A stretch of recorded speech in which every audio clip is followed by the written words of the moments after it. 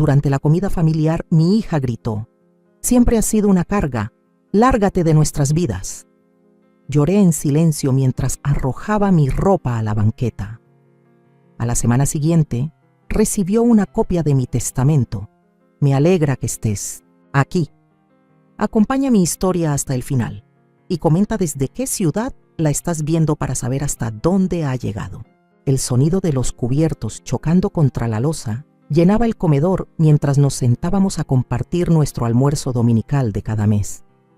Podía sentir la tensión en el ambiente, espesa y pesada como nubes antes de una tormenta.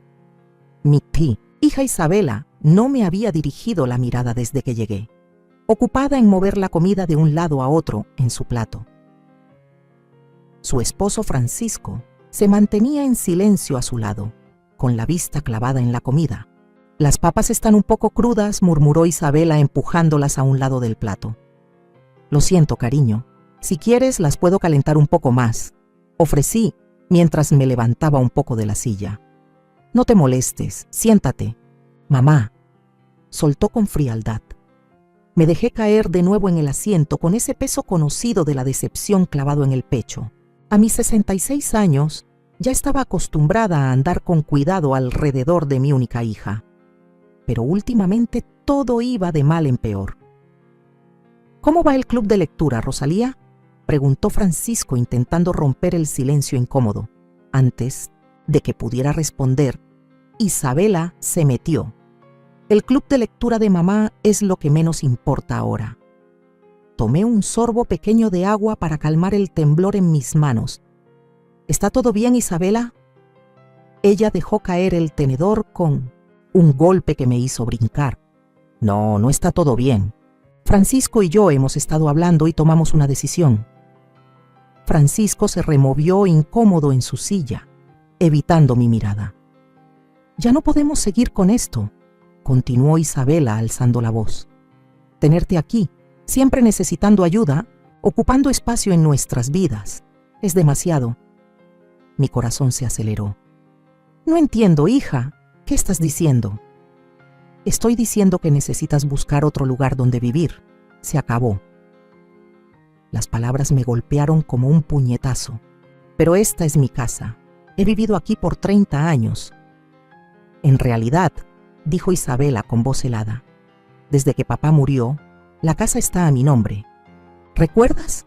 Lo firmaste para simplificar las cosas cuando cumpliste 60. Lo recordaba. Después de la muerte de Enrique, estaba tan perdida, tan confiada. Isabela había sugerido que poner la casa a su nombre me protegería si algún día necesitaba cuidados médicos. «Es solo un trámite legal, mamá», me había asegurado. «Nada va a cambiar». «No ha sido más que una carga», dijo Isabela poniéndose de pie. «¿Tienes idea de cuánto cuesta mantener esta casa? Pagar tus medicinas, llevarte a todas tus citas médicas». «Nunca te he pedido nada. Siempre has vivido, de otros», interrumpió ella. «Primero fue papá quien te cargó y ahora nosotros». Las lágrimas ardían detrás de mis ojos. Desde que Enrique murió y Isabela tenía apenas 12 años, trabajé en 2 empleos para darle todo, incluso pagarle la universidad. Reprimí mi propio duelo para ser fuerte por ella, vendí mis joyas para comprarle su primer coche, pasé hambre cuando el dinero no alcanzaba. «Isabela, por favor». Francisco por fin habló, con la voz baja. «Esto no fue lo que acordamos». Ella lo ignoró. «Quiero que te vayas esta noche». «¿Esta noche?», susurré. «¿Pero a dónde voy a ir?». «Ese no es mi problema», soltó ella con rabia, antes de salir de la habitación dando portazos. Francisco se quedó inmóvil, con el conflicto dibujado en su rostro. «Rosalía, yo no», murmuré. «Por favor, no digas nada». Me levanté con las piernas temblorosas y caminé hacia mi cuarto, el más pequeño de la casa, el que tomé cuando Isabela y Francisco se mudaron temporalmente hace 5 años, después de que se inundara su departamento. 20 minutos después, escuché los pasos furiosos de Isabela en el pasillo. La puerta de mi cuarto se abrió de golpe ¿Por qué no estás empacando?, exigió. Isabela, ¿podemos hablar, por favor?, supliqué. No tengo a dónde ir, siempre. Tienes una excusa, contestó mientras abría el closet. Sacó mi ropa en montones, cargándolos a través de la casa. La seguí, horrorizada, mientras abría la puerta principal y arrojaba mis cosas al pasto del frente. Los vecinos al otro lado de la calle se detuvieron a mirar. «Siempre fuiste una carga», gritó lo bastante fuerte para que todos escucharan. Desaparece de nuestras vidas. Mis blusas, vestidos y pantalones, ropa modesta que había guardado por años, quedaron regados por el césped y la entrada. El vestido azul que usé en el funeral de Enrique cayó en un charco junto a la banqueta. Francisco apareció en la puerta, pálido. «Isabela, detente». «Los vecinos, no me importa», gritó. «Que vean, que todos vean la carga que ha sido». Me quedé en el porche, con las lágrimas cayendo en silencio por mi cara. 66 años y me estaban echando como si fuera basura. La señora Patterson, la vecina de al lado, se acercó con cautela. «Rosalía, ¿necesitas ayuda, querida?» «Isabela», se le volteó furiosa. «No es asunto tuyo». Coloqué una mano temblorosa sobre el brazo de la señora Patterson. «Está bien», susurré, aunque nada estaba bien. Mientras el sol de la tarde alargaba las sombras sobre lo que alguna vez fue mi hogar, recogí mis pertenencias esparcidas, doblando cada prenda con cuidado, a pesar del dolor en mis manos artríticas. Toda mi vida reducida a unas cuantas bolsas de ropa y objetos personales. Francisco me ayudó a llevar las cosas hasta mi viejo coche, hablándome en voz baja. «Lo siento, Rosalía. Nunca quise que esto pasara. Hablaré con ella cuando se le pase. Miré la casa donde crié a mi hija, donde Enrique y yo construimos una vida, donde aún sentía su presencia en los rosales que plantó y en el columpio del porche que construyó. La amé desde el momento en que supe que la llevaba dentro», dije en voz baja. «Habría dado mi vida por ella». Al alejarme manejando, viendo cómo mi casa se desvanecía en el retrovisor, sentí algo romperse dentro de mí. Pero debajo de la tristeza, debajo de la traición, una chispa diminuta comenzó a encenderse, una que pronto crecería en algo que ni Isabela ni yo podríamos haber imaginado. El pequeño departamento olía a pintura fresca y a comienzos nuevos. No era gran cosa, un cuarto en un complejo modesto para adultos mayores al otro lado de la ciudad, pero por ahora era refugio. Me senté en el borde de la cama individual, rodeada por las pocas cosas que logré rescatar de mi antigua vida. Habían pasado 3 días desde que Isabela me echó. 3 días llorando hasta dormir, sobresaltándome con cada timbre del teléfono, esperando que fuera ella llamando para disculparse, preguntándome en qué fallé como madre. «Tienes que comer algo, Rosalía», insistió Margarita, poniendo un sándwich en la pequeña mesa del comedor. Mi amiga más antigua me recibió esa primera noche terrible y me ayudó a encontrar este departamento al día siguiente. «No tengo apetito», respondí, aunque no podía acordarme de la última vez que comí algo. Margarita se sentó junto a mí y me tomó la mano con la suya, ya marcada por el tiempo. «He sido tu amiga por 40 años y jamás te había visto así. Dime qué está pasando». Respiré temblorosamente. Le entregué todo, Margarita, todo. «Ya lo sé, mi vida. Desde que murió Enrique, no paraste de luchar. Tuviste 2 trabajos, a veces hasta 3 en las épocas navideñas. Nunca te compraste nada para ti. Todo era para que Isabela pudiera tomar clases de danza, ir al campamento de verano y tener esos jeans de marca ridículos que tanto se le metieron en la cabeza».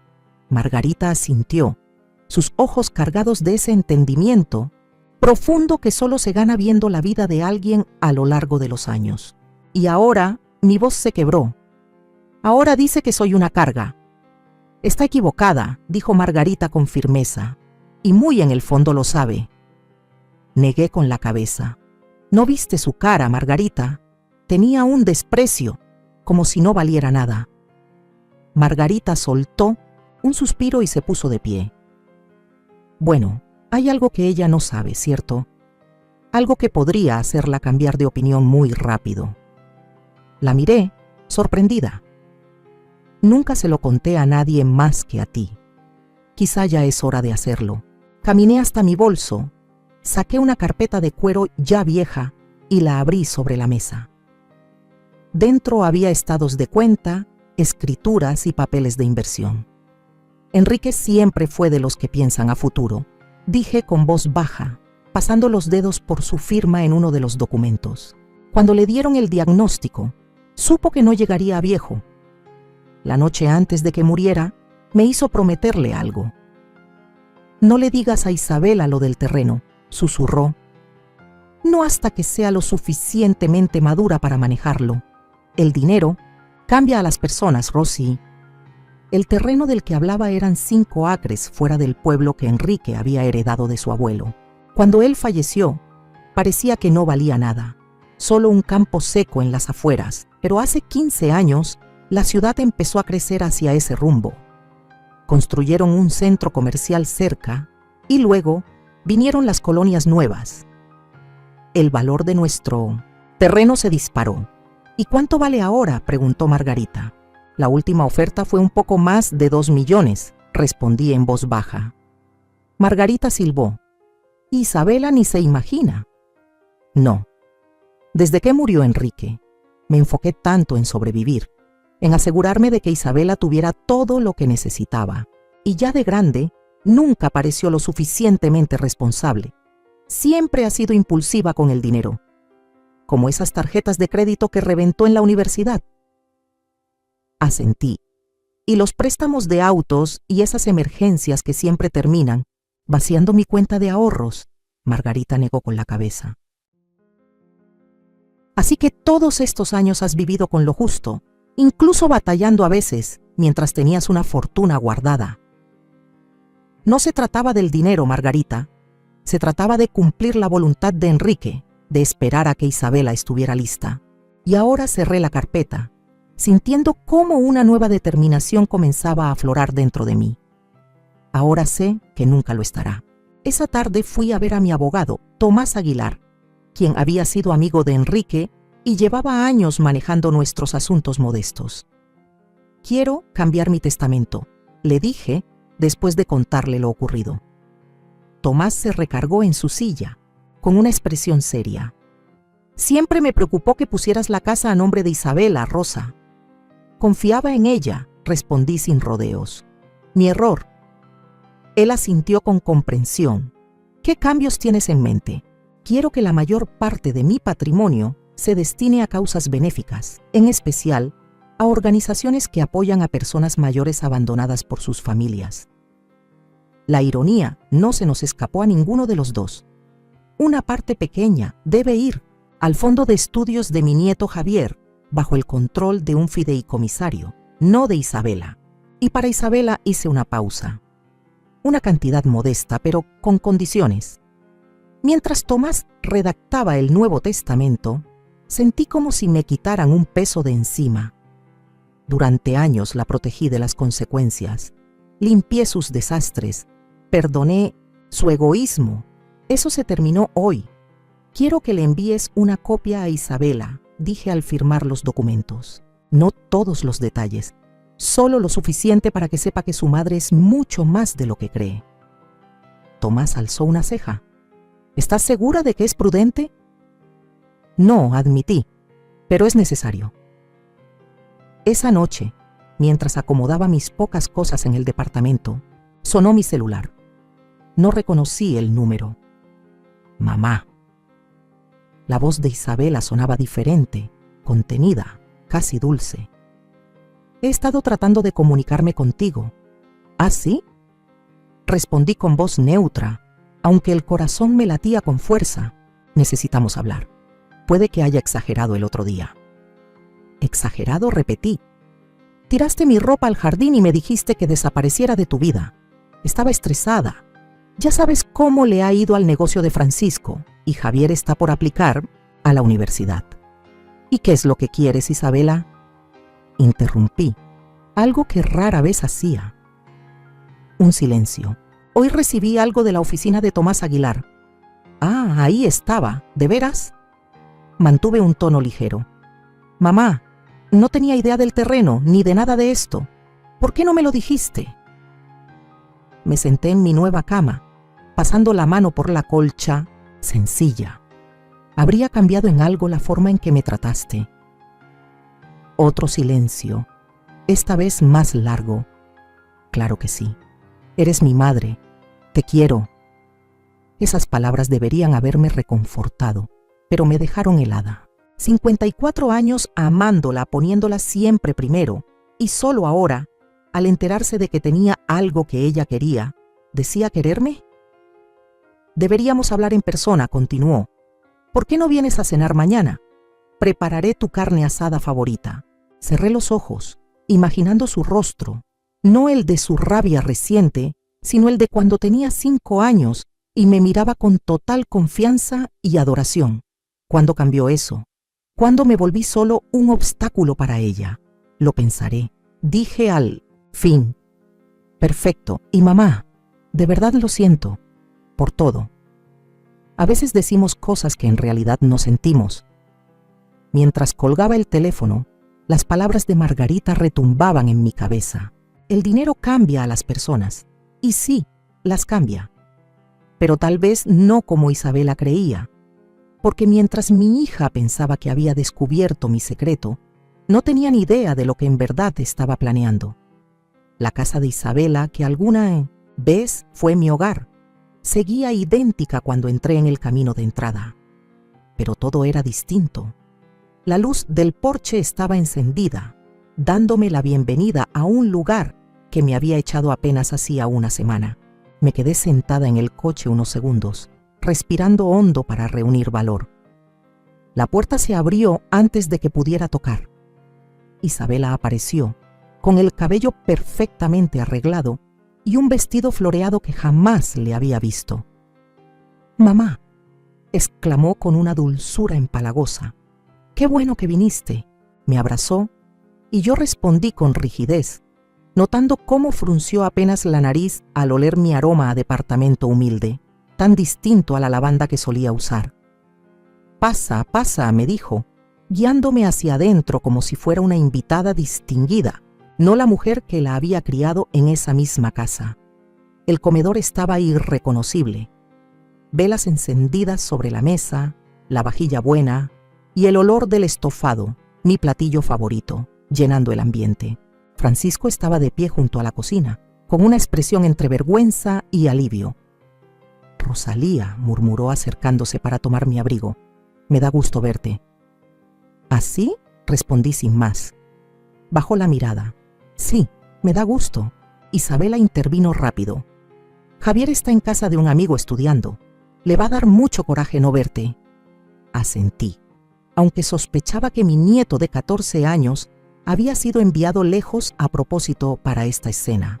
«¿Quieres vino, mamá?», preguntó Isabela, ya sirviendo una copa del tinto caro que sabía que solo tomaba en ocasiones especiales. «No, gracias», dije. «Prefiero tener la cabeza clara esta noche». Algo le brilló en los ojos, tal vez molestia, pero su sonrisa no se rompió. «Claro, agua, té, agua está bien». Nos sentamos a la mesa y el único sonido era el de los cubiertos tocando los platos. Al fin, Isabela aclaró la garganta. «Mamá, quiero pedirte perdón por lo que pasó la semana pasada. Estaba muy estresada y lo pagué contigo, no tiene perdón». La miré directo a los ojos. «Y sin embargo estás aquí, buscando que te lo dé». Francisco se movió incómodo en su silla. «Todos cometemos errores», siguió Isabela, estirando la mano para tocar la mía. Me contuve de apartarla. «La familia debe estar unida, ¿no crees? ¿Eso pensaste cuando tiraste mi ropa al pasto?» Su sonrisa se volvió tensa. «Mamá, por favor, estoy intentando». «¿Intentando qué exactamente, Isabela?». Crucé una mirada rápida con Francisco. «Arreglar las cosas, claro. Traerte de vuelta a casa, donde perteneces». «Casa», repetí. «Este dejó de ser mi hogar en el momento en que decidiste que yo era una carga». «No era mi intención», aseguró. «Solo fue un momento de mal juicio». Tomé un pequeño bocado de estofado, masticando con calma. Tomás Aguilar me llamó. Dijo que hablaste a su oficina 5 veces desde que recibiste la copia de mi testamento modificado. Las mejillas de Isabela se tiñeron de rojo. Solo estaba preocupada, eso es todo. Enterarme de lo del terreno fue un golpe inesperado. ¿Fue el terreno lo que te sorprendió o el hecho de que tu madre, supuestamente dependiente, no es tan indefensa como pensabas? Su máscara se resquebrajó un poco. Mamá, nunca me contaste nada de esto. Todos estos años ¿Podríamos haber qué? Interrumpí. Vendido la tierra, gastado el dinero, vivido con más lujos. Eso no es justo, protestó. Hemos tenido dificultades económicas, sobre todo con la caída del negocio de Francisco el año pasado. Francisco bajó la mirada hacia su plato. Isabela, tal vez no deberíamos. No, Francisco, dije. Déjala que siga. Me interesa saber más sobre estas dificultades económicas. Isabela se enderezó, como si le hubieran dado permiso para hablar. Bueno, la escuela privada de Javier no es barata. La casa necesita techo nuevo, el mantenimiento de la alberca, y mi coche ya tiene 4 años. Mientras enumeraba sus gastos, lujos y no necesidades, pensé en mi departamento minúsculo, en cómo contaba las monedas para poder pagar mis medicinas para la artritis. Ya veo, dije cuando por fin se detuvo a tomar aire. ¿Y esas dificultades justifican echar a tu madre a la calle? Te dije que no estaba pensando con claridad, respondió con impaciencia cada vez más evidente. Pero ahora podemos empezar de nuevo. Puedes regresar a casa y hablar del terreno juntos como familia. Ahí estaba la verdadera razón de las velas, el asado, las disculpas. En realidad, dije con calma, estoy bastante a gusto en mi nuevo lugar. Pero es tan pequeño, protestó Isabela. Y en ese barrio es perfecto para mí y la gente es amable. Una vecina, Grace, me presentó a un grupo de apoyo. ¿Grupo de apoyo?, preguntó Francisco, hablando por primera vez desde que nos sentamos. Para personas mayores que han sido maltratadas por sus familias, expliqué. Ha sido toda una revelación. El gesto de Isabela se oscureció. ¿Estás hablando de nosotros con extraños, ventilando lo que pasa en esta casa? Solo comparto lo que viví, respondí. Ayuda a saber que no estoy sola. Esto es ridículo, soltó Isabela, y su cara amable por fin se desdibujó. Te están manipulando esas personas. No pude evitar reír. Qué irónico viniendo de ti. Su rostro se tiñó de rabia. ¿Qué se supone que significa eso? Significa que sé lo de las deudas con las tarjetas, Isabela. El silencio fue como un trueno. Francisco levantó la cabeza de golpe con los ojos abiertos de par en par. ¿Qué deudas con las tarjetas?, preguntó en voz baja. Isabela me lanzó una mirada de advertencia, pero continué con tranquilidad. Las 3 tarjetas que has escondido de Francisco, los $27,000 que has gastado el último año en ropa, spas y ese viaje de fin de semana a Las Vegas con tus amigas. El que le dijiste a Francisco que era una conferencia de trabajo. ¿Cómo supiste? Isabela comenzó, pero se detuvo. Francisco se volvió hacia su esposa, con el rostro endurecido. ¿Es verdad? Pensaba decírtelo, balbuceó. Solo necesitaba encontrar el momento adecuado. Hay más, dije, mirando directo a Francisco. La razón por la que Isabela estaba tan empeñada en sacarme de esta casa no era solo por la incomodidad. Ella ha estado planeando sacar un préstamo hipotecario, pero no podía hacerlo conmigo viviendo aquí por unos asuntos legales relacionados con la propiedad.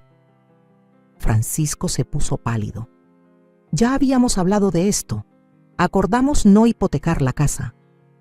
Isabela se levantó de golpe. Esto no es asunto suyo. Se volvió mi asunto cuando me dejaste sin hogar, respondí, aún sentada y serena. La cena perfecta se había ido al demonio. La fachada cuidadosamente construida de Isabela se había desmoronado, dejando ver la verdad que siempre supe. Que su repentino cambio de actitud no tenía nada que ver con el arrepentimiento y todo que ver con lo que creía poder sacarme. Al ponerme de pie para irme, no sentí victoria alguna, solo una tristeza profunda por lo que se había convertido nuestra relación y una firmeza silenciosa sobre lo que haría a continuación.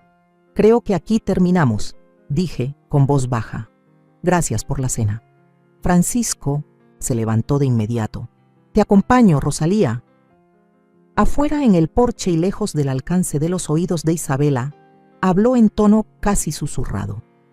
No sabía nada de esto. Las tarjetas de crédito, el préstamo, te lo juro. Te creo, le respondí. Y era verdad. Francisco siempre fue pasivo, pero jamás cruel. ¿Y ahora qué sigue?, preguntó. Miré las estrellas que comenzaban a aparecer en el cielo del atardecer, las mismas que le señalaba a Isabela cuando era niña, enseñándole a pedir deseos a las más brillantes. Ahora, dije, todos vivimos con las decisiones que tomamos. Al alejarme manejando, eché un vistazo al retrovisor. Francisco se quedó solo en el porche, viéndome partir, mientras adentro seguramente ya se gestaba otra tormenta. Había sembrado la verdad y ahora dejaría que germinara.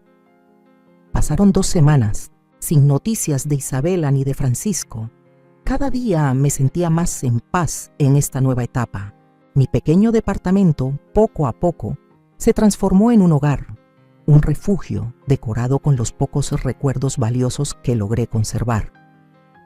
Los lentes de lectura de Enrique, nuestra foto de boda, el cuenco de cerámica que Isabela me hizo en 1900 de tercero de primaria. Pequeños tesoros que cargaban con el peso de la memoria. Recién volvía de mi grupo de apoyo cuando sonó mi celular. El nombre de Francisco apareció en la pantalla. Rosalía. Su voz sonaba tensa. ¿Podemos hablar? Claro, respondí dejando mi bolso. ¿Está todo bien? Soltó una risa sin humor. No exactamente. Isabela y yo, las cosas han estado difíciles desde que viniste a cenar. Lamento oír eso, dije, aunque no me sorprendía del todo. No lo lamentes, tenía que pasar. Hizo una pausa. He estado revisando nuestras finanzas. Está peor de lo que pensaba, mucho peor. Esperé, dándole espacio para continuar a su ritmo. Ha estado ocultando cosas durante años, Rosalía. No solo tarjetas de crédito, también préstamos personales, cuentas de compras por internet. Incluso sacó dinero del fondo universitario de Javier. El corazón se me hundió al escuchar el nombre de mi nieto. ¿Cuánto? Casi $8,000. Dijo que solo lo estaba tomando prestado, pero se quedó callado. Francisco, lo lamento. El asunto continuó. Es que sigue obsesionada con tu terreno. No deja de hablar de lo que podríamos hacer con ese dinero. ¿Cómo resolvería todo? Como si $2 millones fueran a desaparecer entre sus dedos. Cerré los ojos. Las advertencias de Enrique resonaban en mi cabeza. Siempre tuvo razón. Rosalía está planeando algo. Quiere impugnar tu Nuevo Testamento. Dice que vas a perder la cabeza. Ya habló con un abogado. Un frío me recorrió el estómago. Ya veo. No estoy de acuerdo con nada de esto, agregó enseguida. Por eso te llamo. Necesitas saber lo que se viene. Gracias, Francisco. Es un gesto decente. Es lo mínimo que puedo hacer, dijo en voz baja. Después de todo, al colgar, me quedé inmóvil unos minutos, procesando todo lo que había escuchado. Luego hice una llamada propia a Tomás Aguilar. El sábado siguiente, recibí un mensaje de Isabela pidiéndome vernos para tomar un café. Elegí un lugar público, una cafetería en el centro donde el murmullo constante de la gente ofrecía tanto ruido de fondo como testigos. Llegué temprano y escogí una mesa al fondo desde donde podía ver claramente la entrada. Cuando Isabela entró, apenas la reconocí. Esa imagen pulida que había mostrado en la cena ya no estaba. Llevaba el cabello recogido a la carrera. Tenía ojeras marcadas y, aunque su ropa seguía siendo de marca, lucía arrugada y descuidada. «Mamá», dijo mientras se sentaba frente a mí. «Gracias por venir». Dijiste que era urgente, respondí. Pidió un espresso triple y tamborileó con los dedos en la mesa, nerviosa, mientras esperábamos. Francisco y yo estamos mal, dijo al fin. Está siendo totalmente irracional. Di un sorbo a mi té. ¿En qué sentido? Se ha obsesionado con nuestras finanzas, quiere separar las cuentas y hasta habló de divorcio. Se le quebró la voz al decirlo. Debe ser duro. Me miró con brusquedad, quizás esperando más compasión de la que ofrecí. También es culpa suya. Su negocio lleva años batallando. Si tuviera más éxito no estaríamos así. Observé el rostro de mi hija, ese que un día vi iluminarse al dar sus primeros pasos y decir sus primeras palabras. ¿Dónde quedó esa niña tierna? ¿Así como, endeudados? Admitió a regañadientes. Pero todos tienen deudas, es lo normal. No, todos las ocultan de su pareja, le señalé. O sacan dinero del fondo para la educación de su hijo. Sus ojos se abrieron como platos. Él te contó eso. Era algo temporal. Iba a reponerlo. ¿Con qué dinero, Isabela? Se inclinó hacia adelante bajando la voz. Justamente por eso quería hablar contigo. Lo del testamento, la propiedad. Podemos llegar a un acuerdo, ¿no? Soy tu hija, tu única hija. Sí, lo eres, asentí. Por eso mismo duelen tanto tus actos. Ya me disculpé por eso, exclamó, llamando la atención de varias mesas. ¿Qué más quieres de mí? No quiero nada de ti, Isabela. Eso es lo que no logras entender. Se recargó en la silla, confundida. Entonces, ¿por qué estamos aquí? Porque tú pediste vernos. Y porque creo que ya es hora de ser sinceras. Su expresión se endureció. ¿Qué se supone que significa eso? Que sé que planeas impugnar mi testamento. Que quieres declarar que no estoy en condiciones de manejar mis propios asuntos. Isabela abrió la boca, luego la cerró. Por una vez, se quedó sin palabras. Francisco te lo dijo al fin con tono seco. Estaba preocupado. No tenía derecho. Esto es entre tú y yo. No, Isabela. Esto es sobre que tú quieres mi dinero. Un dinero del que ni sabías hace 2 semanas. No se trata solo de dinero, insistió. Se trata de justicia. Soy tu familia. Esa propiedad debería quedarse en la familia. ¿Y qué harías con ella? ¿Pagar tus tarjetas escondidas? ¿Comprar otro coche? ¿Irte otra vez a Las Vegas? Su rostro se encendió de rabia. Estás siendo cruel. Estoy siendo realista, la corregí. Tu padre tenía razón al ocultártelo. Nunca has sabido manejar el dinero y jamás has enfrentado las consecuencias de tus actos. Así que esto es castigo, ¿por qué? ¿Por ser humana y cometer errores? Negué con la cabeza. Esto no es castigo, Isabela. Es que por fin estoy poniendo límites. Al regalar lo que debería ser mi herencia. Su voz subió otra vez para los extraños, para las causas en las que tu padre y yo creíamos, para el futuro de tu hijo, y sí una parte para ti, pero con condiciones, que realmente te ayuden y no alimenten más conductas destructivas. Se puso de pie de golpe y casi tira su espresso intacto. Esto no se acaba aquí. No puedes hacerme esto. No te estoy haciendo nada, respondí con calma. Estoy tomando decisiones sobre lo que me pertenece, sobre mi dinero. Ya veremos qué dice. Un juez al respecto amenazó. Cuando escuchen cómo abandonaste a tu familia, cómo estás mentalmente inestable. Siéntate, Isabela, le dije con voz baja, pero firme. Algo en mi tono la hizo vacilar. Poco a poco volvió a sentarse. Antes de que sigas por ese camino, continué. Deberías saber que Tomás Aguilar hasta ha estado documentando todo.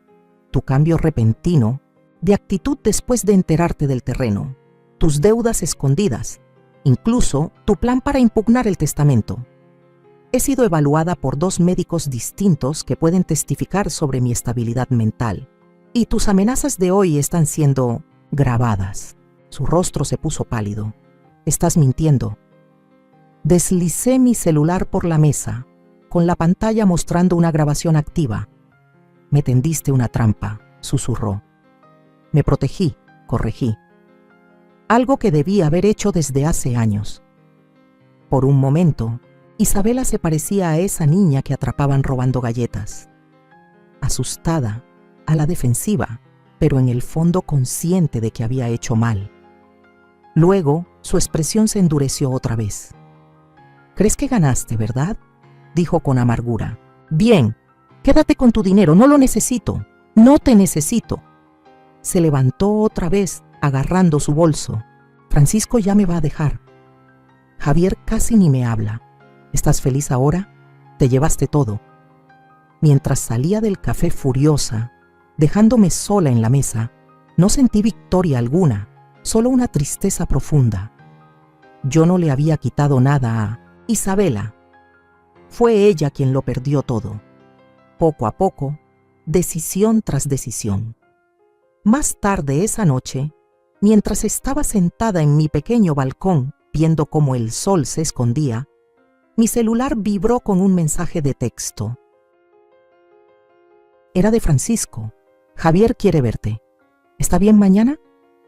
Por primera vez en semanas, sentí una chispa de esperanza. Tal vez no todo estaba perdido. La banca del parque se sentía fría bajo mí, mientras veía a Javier lanzar pan a los patos, que se amontonaban en la orilla del estanque. A sus 14 años, mi nieto estaba atrapado en esa etapa incómoda entre niño y hombre, extremidades largas que aún no dominaba del todo, una voz que de vez en cuando le fallaba, pero unos ojos llenos de una sabiduría que no correspondía a su edad. Francisco se sentó a mi lado, con una postura más relajada de lo que le había visto en años. Llevábamos casi una hora allí, los tres, disfrutando una tarde sencilla que se sentía sorprendentemente normal pese al caos de las últimas semanas. «Te ha extrañado», dijo Francisco en voz baja, señalando a Javier. Estaba furioso cuando se enteró de todo lo que pasó. «No debería estar en medio de esto», respondí. «Ya no es un niño. Ve más de lo que creemos». Francisco suspiró y se pasó la mano por el cabello. «Rosalía, necesito decirte algo. Pedí el divorcio». Lo miré, viendo en su cara una mezcla de dolor y alivio. «¿Estás seguro de qué es lo que quieres?», pregunté. «Es lo que tiene que pasar», dijo con firmeza. «Después de que todo salió a la luz, las deudas, las mentiras, lo que te hizo, me di cuenta de que no es un comportamiento nuevo. Siempre fue así. Solo que yo no quise verlo». Asentí, recordando cuántas veces hice lo mismo, cerrando los ojos ante las manipulaciones de Isabela, porque era más fácil que enfrentar la verdad. «No siempre fue así», dije en voz baja. «De niña era tan amorosa, tan llena de corazón. ¿Qué fue lo que la cambió?». Negué con la cabeza. Me he hecho esa pregunta 1000 veces. Tal vez fue por perder a su papá cuando era tan niña. Tal vez fue culpa mía. Quizá la consentí demasiado, tratando de llenar el vacío que dejó Enrique. «No puedes echarte la culpa por lo que ella ha decidido, Rosalía». «¿De verdad no puedo? Soy su madre». Javier regresó corriendo hacia nosotros, los bolsillos vacíos de pan y las mejillas rojas por el aire fresco del otoño. «Los patos dicen que quieren más», anunció con una sonrisa. «Diles que ya comieron suficiente», respondió Francisco sonriendo a su hijo. «De todos modos deberíamos irnos. Seguro tu abuela ya tiene planes». «En realidad no», dije. «¿Quieren venir? A mi depa. No es gran cosa, pero puedo hacer chocolate caliente». El rostro de Javier se iluminó. «¿Con bombones? ¿Hay otra forma de hacerlo?». Una hora después, mi pequeño departamento estaba más lleno de risas de lo que había estado desde que me mudé. Javier exploró cada rincón, admirando las pocas fotos que logré rescatar, haciéndome preguntas sobre mi vida antes de que él naciera. «¿Este es el abuelo?», preguntó, señalando una foto descolorida de Enrique junto a nuestro viejo Chevy. «Sí», respondí con una sonrisa melancólica. «Eso fue el verano antes de que nacieras. Estaba tan emocionado por ser abuelo». «Mamá nunca habla de él», dijo Javier con expresión pensativa. «Ni de ti, en realidad. Es como si la familia empezara con ella. Francisco y yo nos miramos. Tu mamá tiene su propia manera de ver las cosas», dije con cuidado. Javier dejó la foto. ¿Quieres decir que miente? Javier, advirtió Francisco. Es la verdad, papá. Miente sobre todo. ¿A dónde va? ¿Con quién está? ¿Cuánto cuestan las cosas? Me miró con esos ojos sabios. El otro día la escuché por teléfono, diciendo que iba a impugnar el testamento de mi abuela. Dijo que diría lo que hiciera falta para quedarse con el dinero. Me partió el alma ver a ese niño atrapado en medio de los problemas de los adultos. Siento que tuvieras que escuchar eso. Javier se encogió de hombros. No soy un bebé. Sé que mi mamá tiene broncas. Francisco puso una mano sobre el hombro de su hijo.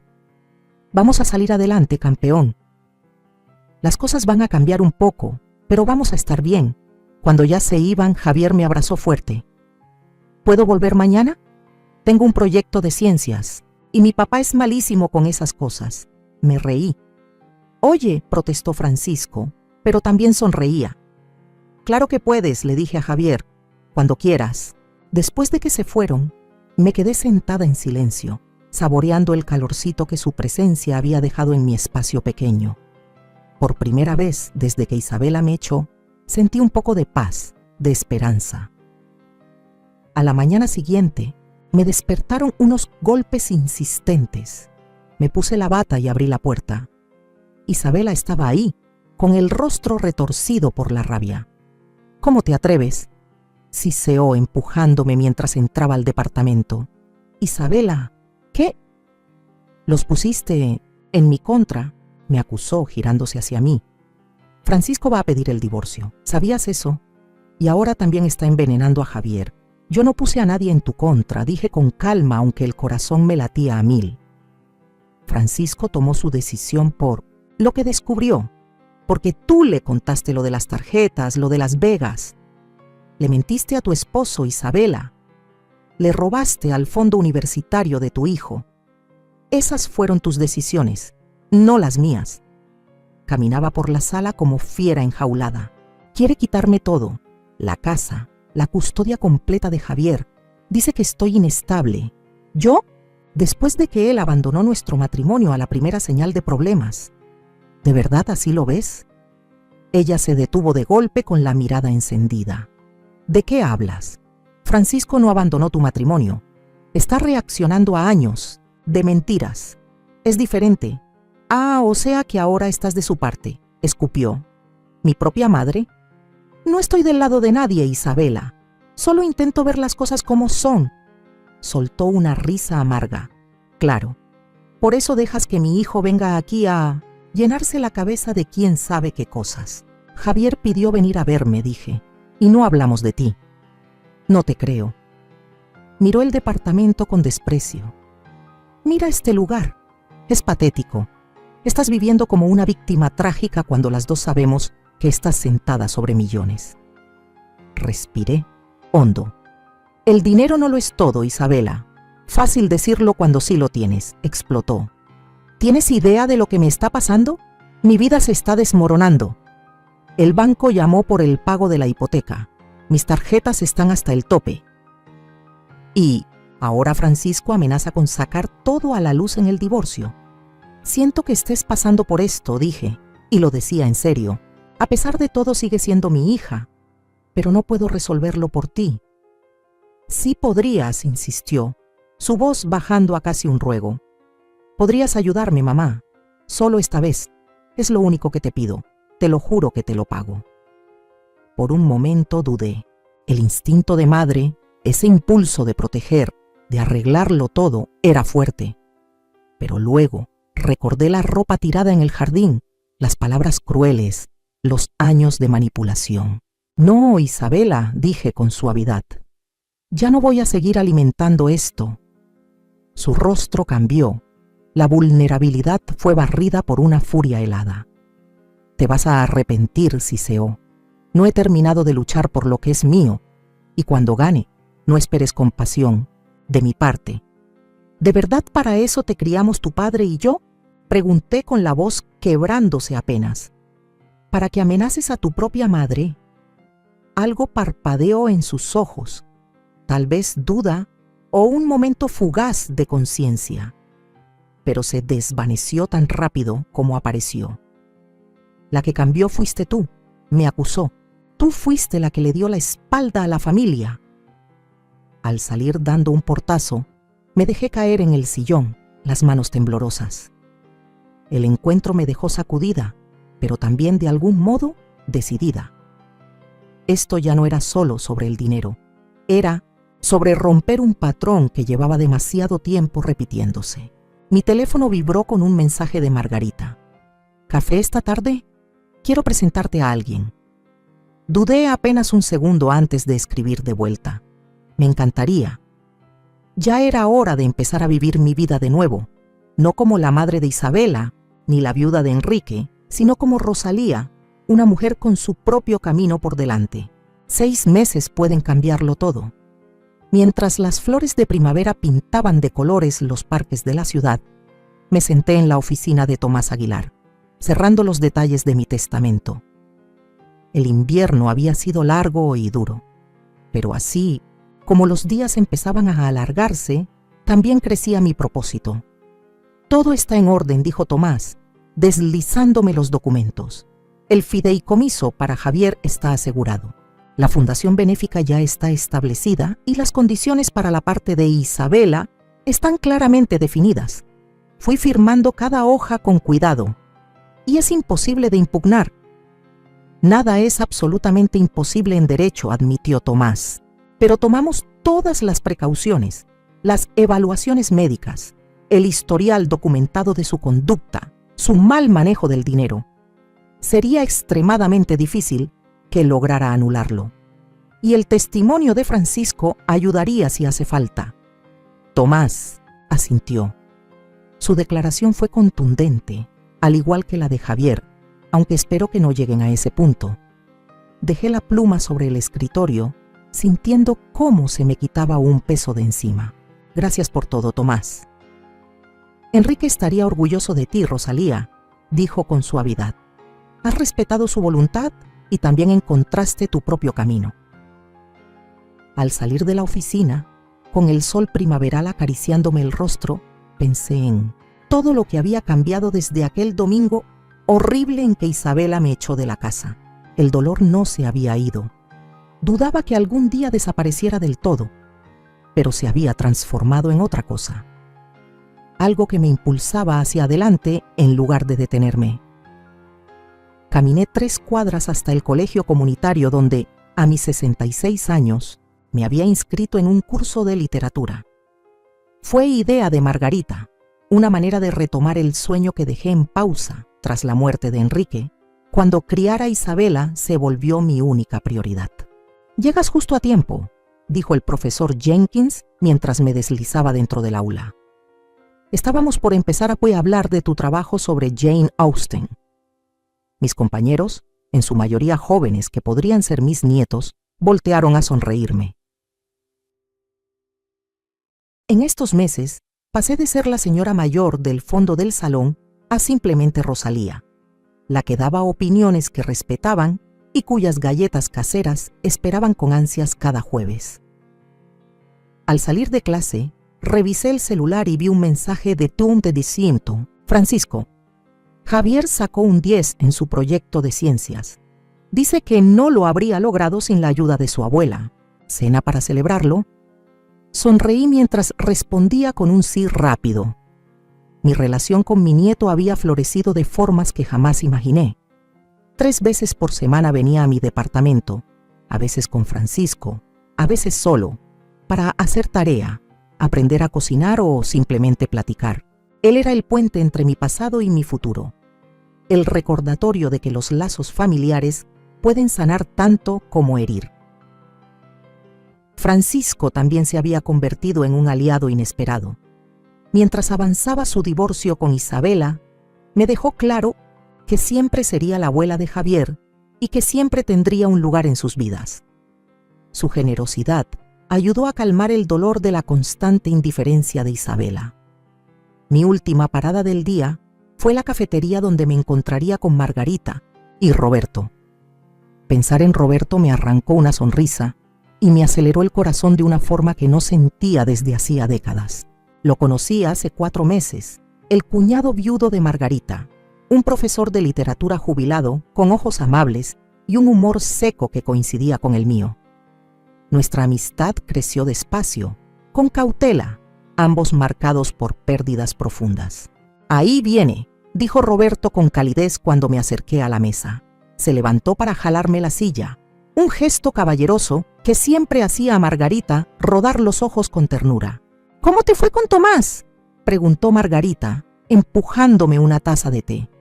«Siempre pide por mí cuando llego tarde». «Todo quedó resuelto», respondí. «Se siente definitivo». La mano de Roberto cubrió la mía por un instante. «¿Estás bien con eso?», asentí. «Es el momento. El terreno empezará a desarrollarse el próximo mes. Lo que se recaude financiará todo lo que platicamos, la educación de Javier, la Fundación de Apoyo para Adultos Mayores y sí, el fideicomiso de Isabela». «¿Te ha buscado?», preguntó Margarita, no directamente.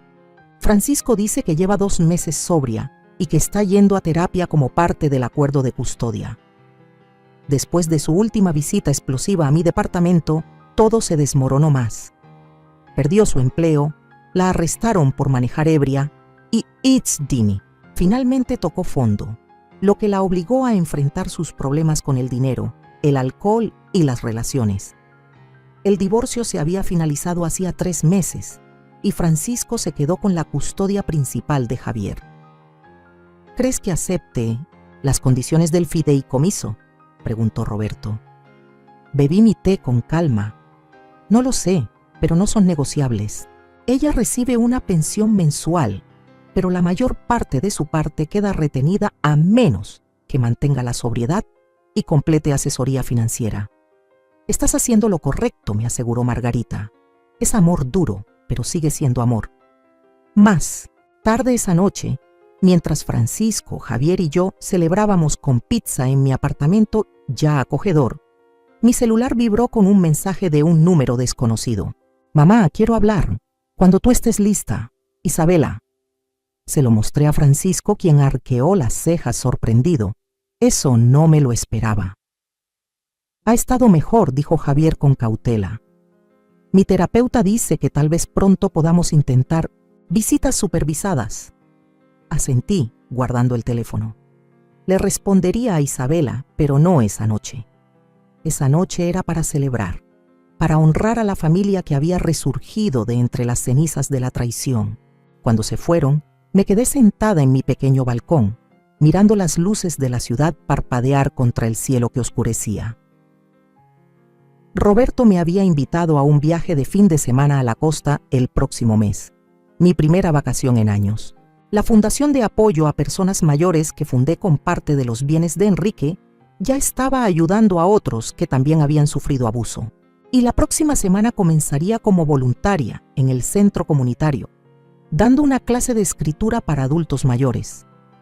Mi vida, que hace 6 meses parecía irremediablemente rota, se había vuelto a armar en algo nuevo, algo que era completamente mío. El teléfono en mi regazo vibró de nuevo. «Pensando en ti, que descanses, Rosalía». Era Roberto. Sonreí, escribiendo una respuesta. Luego miré el mensaje de Isabela, aún sin contestar. Con cuidado, redacté una respuesta. «Estoy lista para escucharte cuando tú estés lista para hablar. ¿Café la próxima semana?».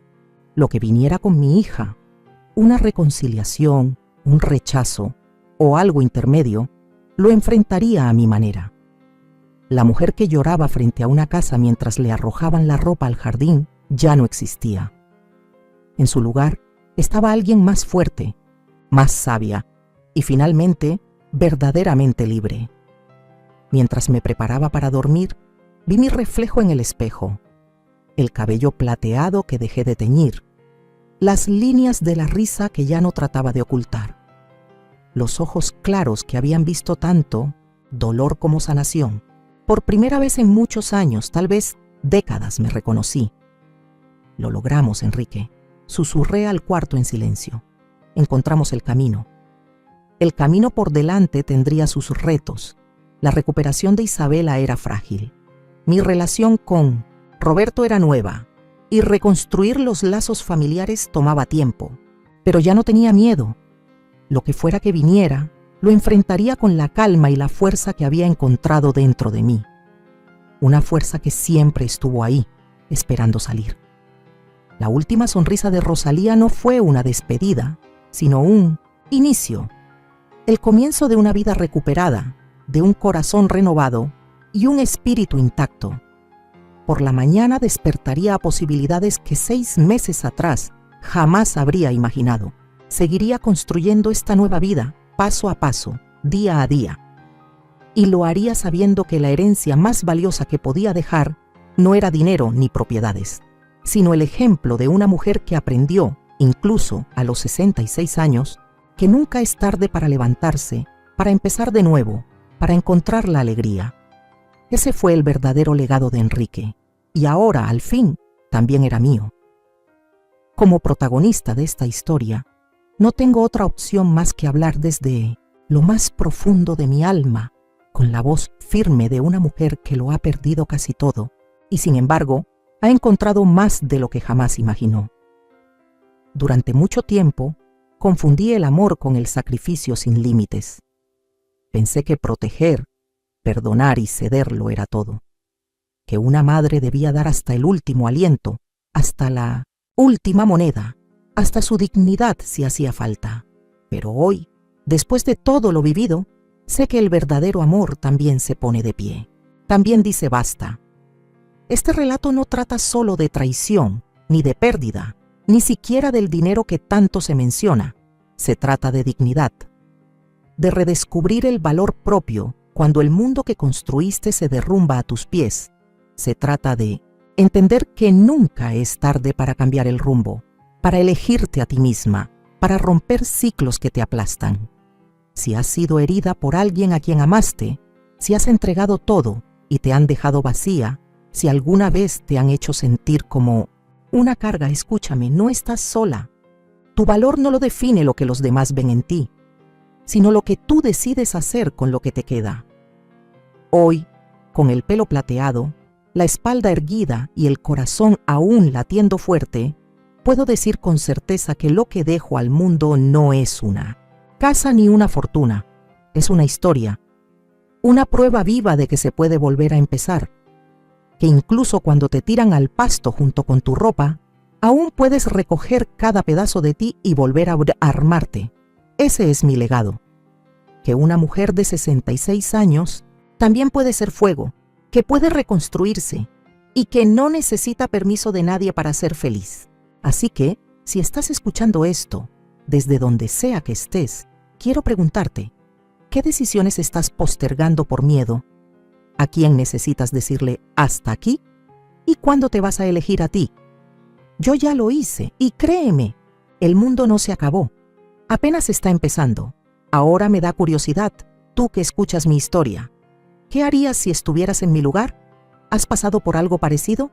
Comenta aquí abajo. Y mientras tanto, en la pantalla final te dejo otras 2 historias favoritas del canal que sin duda te van a sorprender. Gracias por ver hasta el final.